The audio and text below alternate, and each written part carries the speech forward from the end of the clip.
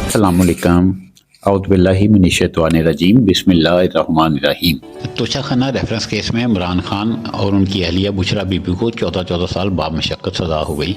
इमरान खान और उनकी अहलिया को किसी भी अवामी उहदे के लिए 10 साल के लिए नाअहल करार दे दिया गया। एहतसाब अदालत इस्लामाबाद ने मुल्ज़मान पर 78 करोड़ 70 रुपये जुर्माना भी आयद किया। इससे कबल साइफर केस में इमरान खान और शाह महमूद कुरैशी को भी 10 साल कैद की सज़ा सुनाई गई।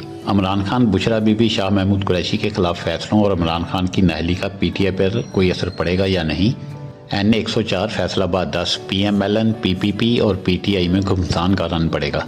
NA 104 फैसलाबाद में जबरदस्त इंतखाबी दंगल की तवक्का की जा रही है। नून लीग और PTI हमायत याफ्ता उम्मीदवारों में मुकाबला होगा, जबकि इस मुकाबले में पीपल्स पार्टी भी मौजूद है।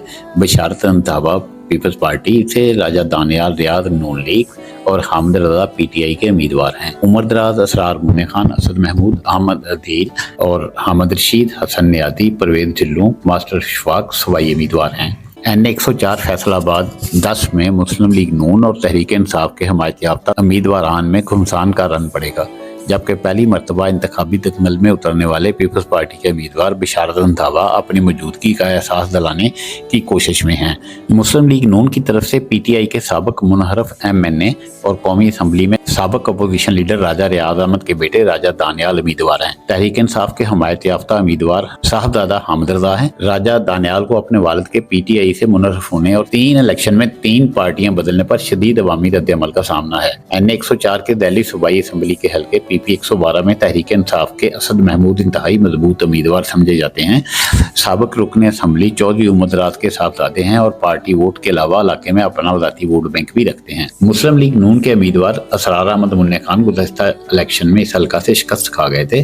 पीपल्स पार्टी ने इंतजार अहमद अदील ताज को मैदान में उतारा है। इस कौमी हल्के के रैली दूसरे सूबाई हल्के PP 110 में मुस्लिम लीग नून के महर हामिद रशीद, PTI के हसन दकार नियाजी और पीपल्स पार्टी के मास्टर इशफाक मद्दे मुकाबला हैं। महर रशीद इसी हल्के से साबिक MP हैं, ताहम नई हल्का बनने की वजह से इन्हें मुश्किलात का सामना है। नून लीग के ही एक मकामी रहनुमा परवेज ढिल्लों की सरगर्म इंतखाबी मुहिम भी इन्हें नुकसान पहुंचा रही है। तहरीक इंसाफ के हसन नियाजी एक नया उम्मीदवार हैं और पहली दफा इंतखाबी मैदान में उतरे हैं। पीपल्स पार्टी के मास्टर इशफाक भी इलाके में अपना हल्का असर रखते हैं, वो भी पहली मरतबा इंतखाबी मैदान में उतरे हैं। दूसरी तरफ साबिक वज़ीर आज़म और पाकिस्तान तहरीक इंसाफ के PTI के चेयरमैन इमरान खान और उनकी अहलिया बुशरा बीबी को भी तोशाखाना रेफरेंस केस में 14 साल कैद बामशक्कत की सजा सुना दी गई है। एहतसाब अदालत इस्लामाबाद के जज मोहम्मद बशीर ने डयाला जेल में तोशाखाना रेफरेंस का फैसला सुनाते हुए इमरान खान और इनकी अहलिया बुशरा बीबी को किसी भी अवामी उहदे के लिए 10 साल के लिए नाअहल करार दे दिया है। एहतसाब अदालत इस्लामाबाद ने दोनों मुल्ज़मान पर 78 करोड़ रुपए से ज़ायद जुर्माना किया है। अदालत ने इमरान खान से मुकालमा किया और फौरी अपना बयान जमा करवाने को कहा। इमरान खान कमरा अदालत से बाहर चले गए थे। अदालत ने उन्हें वापस लाने के लिए कहा, मगर उन्होंने आने से इनकार कर दिया कि वो वकला के साथ आएंगे।